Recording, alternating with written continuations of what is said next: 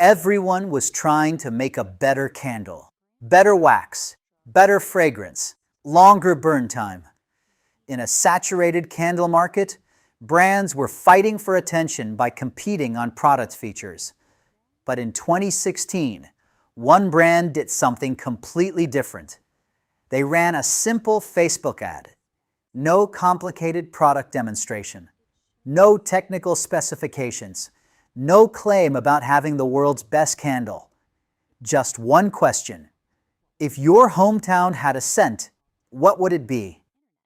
Then they launched a candle called Texas. And something unexpected happened.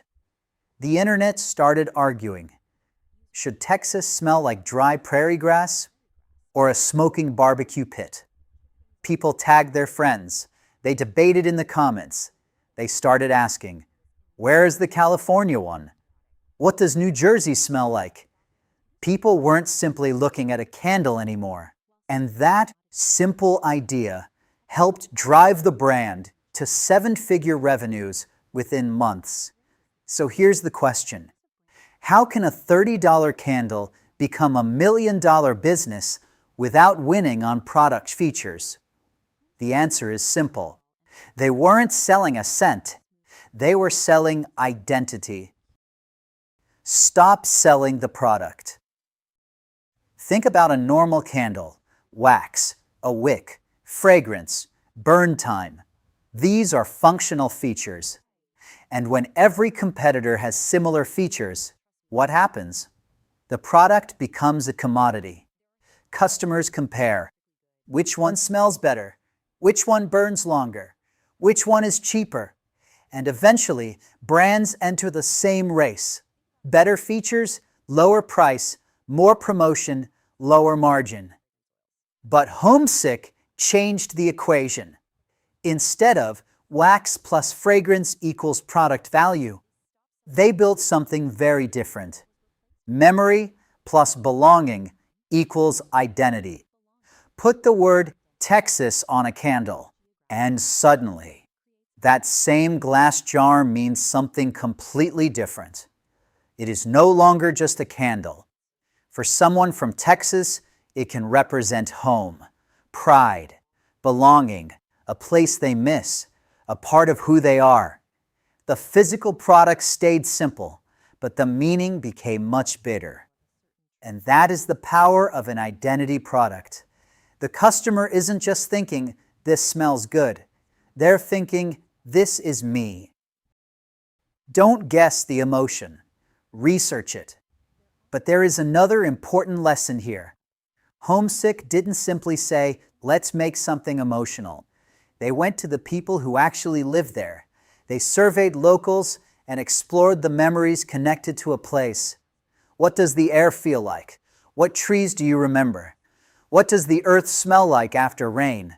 What familiar places instantly take you back? Because memory is rarely rational. You don't remember your hometown as a list of product attributes. You remember a street, a house, a season, a smell, a person, a moment. So the product concept was not created by starting with, what fragrance should we manufacture? It started with, what memory are we trying to bring back? That is a very different way to develop a product. The candle became the physical vessel. The real product was the memory inside it. One product can become a concept factory. And this is where the strategy gets even more interesting. Homesick realized that people don't have only one identity. You can be from Texas, but you can also be a college graduate, a new homeowner, a movie fan, a Harry Potter fan, someone starting a new job, or someone who misses their grandmother's kitchen. So the candle became a blank canvas. The physical product stayed relatively simple, but the concept could keep changing. They moved into life moments, new home, new job, grandma's kitchen. And then they moved into cultural nostalgia and fandoms. They partnered with major entertainment properties such as Barbie, Harry Potter, Friends, Major League Baseball. Think about the business model here. They didn't have to create an emotional connection from zero. Harry Potter fans already had one. Friends fans already had one. The brand simply connected an existing emotional world to a physical product. That is incredibly powerful, because the product does not always have to create the emotion. Sometimes, the brand can borrow an emotion that already exists. The $30 candle that became a message. Now imagine a normal $30 candle. You buy it as a gift. It's nice, it's useful, it's a transaction. But imagine buying a Texas candle for a friend who grew up in Texas and now lives thousands of miles away. You're no longer sending them $30 worth of wax. You're sending a message. I know you miss home. I remember where you came from. And suddenly, the value of the product changes. This is one of the most important principles in marketing. Consumers don't always pay for what a product is. They pay for what the product means. The raw materials may have a measurable cost, but emotional meaning doesn't. And when emotional value becomes strong enough, the customer stops asking, how much did the wax cost? They start asking, what does this mean to me? From product to community. And something even more powerful can happen. When a product represents someone's identity or memory, people don't just buy it. They give it, they post it, they talk about it, they share it with friends. The customer starts becoming part of the marketing engine. That means the business is no longer just selling products. It is building a community around shared emotions. And this creates a very different growth loop. Emotion, purchase, gifting, sharing, community, more customers.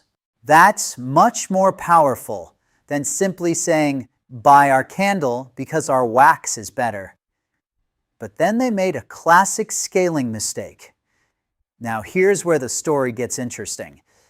Because even a brilliant concept can create a business problem. As Homesick grew, they started creating more and more variations, more scents, more SKUs, more products, and then the familiar growth trap appeared. Too many SKUs led to too much inventory, which led to more aggressive advertising, which led to discounting and clearance. And suddenly, the brand was stuck on a hamster wheel. Create more products, sell more products, move the inventory, create more ads, discount the products, repeat. The problem wasn't simply operational. The brand started losing sight of what made it special in the first place. And this is perhaps the most important lesson from the entire case. The real product was never the candle. The wax was not the product. The wick was not the product. The glass jar was not the product. Even the fragrance was not the most valuable asset. The real raw material was human memory. That was what Homesick was mining.